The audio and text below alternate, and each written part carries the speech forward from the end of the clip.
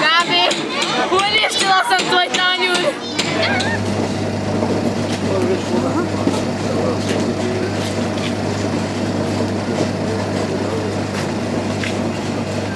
Ali to je šteta što to stvarno nestaje.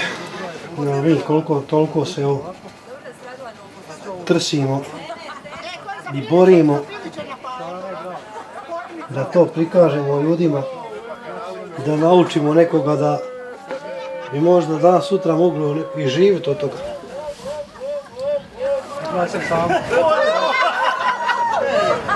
Za prvi put, dobro je.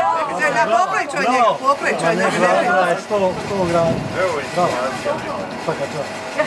Čekajte.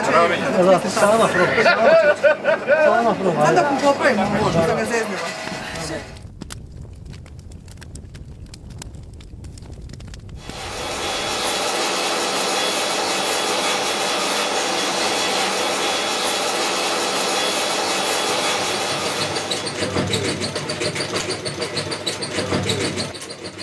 Ja sam izrađivač kožne galanterije.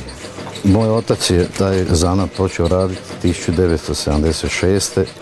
Ja sam zanat završio u Zagrebu 82. 83. godine i eto od tada se bavim sa tim, živim od toga i još uvijek pokušavam preživjeti od toga. Za sad sam u Slavonskom Brodu i jedini, tako da kad mene ne bude ne vjerujem da će iko i ostati više poslije mene. Tako da se osjećam kao posljednji Mohikanac.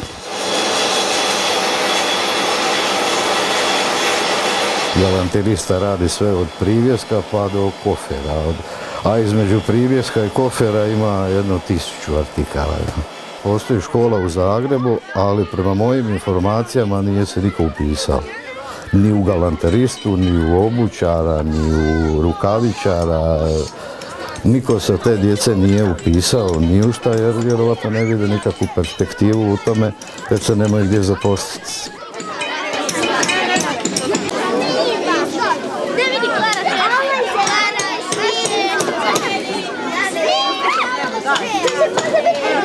Da, turističke atrakcije svakako.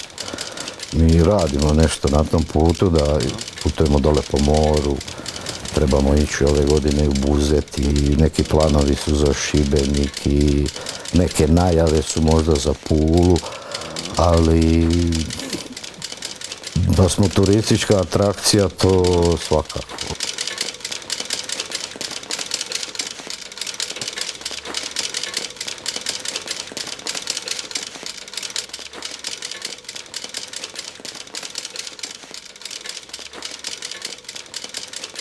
Stranci kad nas vide, oni ne mogu vjerovati da neko još tako nešto radi, da zna raditi. Evo, danas se nalazimo po nekoliko puta već sa našim majstorima starih zanata, sa udruženjem obrtnika koje gostuje u našoj školi i demonstrira svoje vještine i svoje spravice i omogućuje našoj djeci da dotaknu uživo i materijale i vide kako se nešto radi. Dakle, naša škola Vladimir Nazor ugostila je već nekoliko godina ovo udruženje obrtnika, pogotovo što sa gospodinom Žambokom surađujemo i preko učenika dugi niz godina i naši učenici zaista su sretni što imaju priliku ovako nešto doživjeti i vidjeti. Nažalost, ovih zanata je sve manje, zapravo oni su u jednom odumiranju i ako ih ne prikažemo na ovaj način i dođemo na noge ovoj našoj djeci, djeca nemaju priliku vidjeti niti kako se izrađuju kožne stvari, stvari od gline, stvari od željeza i tako dalje. Dakle, ovo je izvanredna prilika za naše učenike i svima nam to jako puno znači. Vidite po raspoloženju, po interesu djece koliko oni ovo zapravo vole.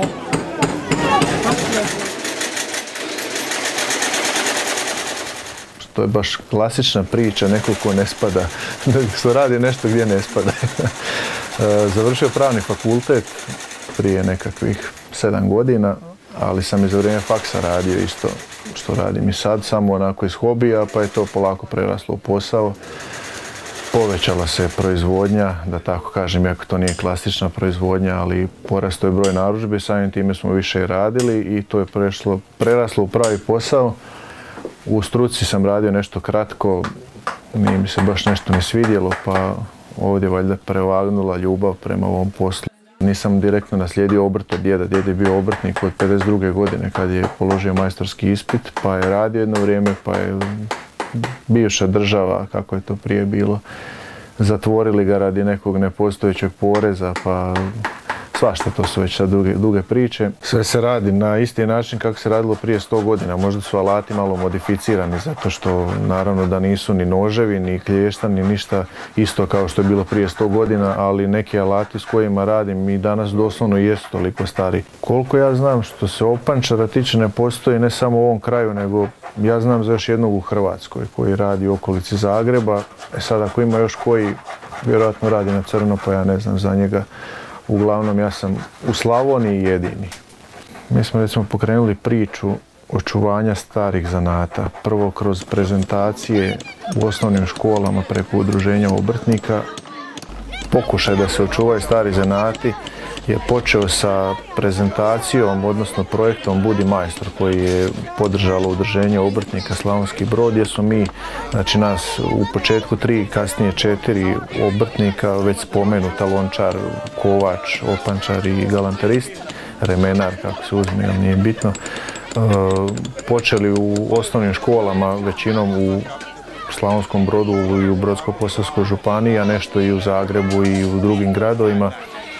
Počeli smo znači održavati prezentacije djeci u osnovnim školama gdje pokušavamo njih zainteresirati za te stare zanate.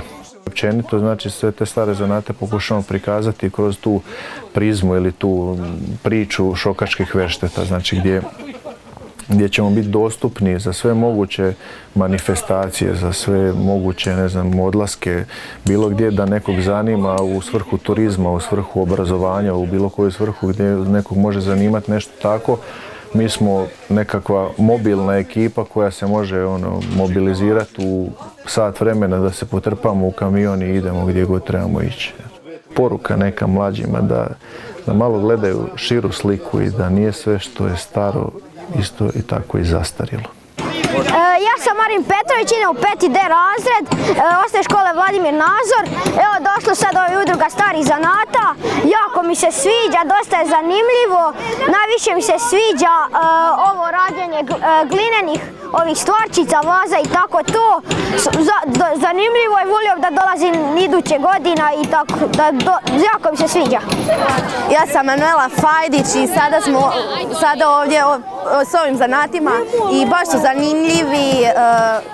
Htjela bih ovakve vaze raditi jer baš se čini zanimljivo i lijepe su i potkove je baš fora jer neke izreke kažu da potkove donose sreću. Baš je super i sve zanimljivo i ne znam.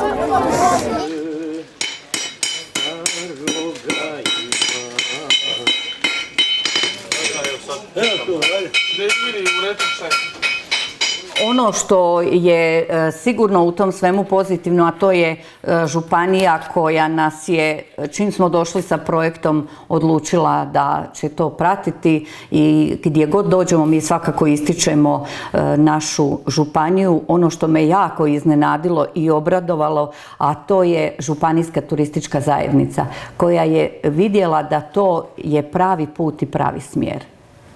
A što se tiče ciljeva ovog našeg projekta Budi majstor je stvoriti pozitivno ozračje oko zanatskih djelatnosti kod učenika, motiviranje učenika osnovnih škola na kreativan i stručan rad jer su radionice interaktivne tako da djeca sudjeluju u toj izradi, neposredan edukativan pristup u prezentiranju sadržaja i opreme obrtničkih radionica, usvajanje načina i vještina majstora na izradi proizvoda i mogućnost uvrštenja u školski kurikulum. To smo bili već u Ministarstvu gospodarstva gdje smo pokušali stvoriti kontakt sa Ministarstvom obrazovanja tako da te radionice budu uvrštene redovno u školski kurikulum. Ako uspijemo, to će biti prekrasno, ali u pregovorima jesmo.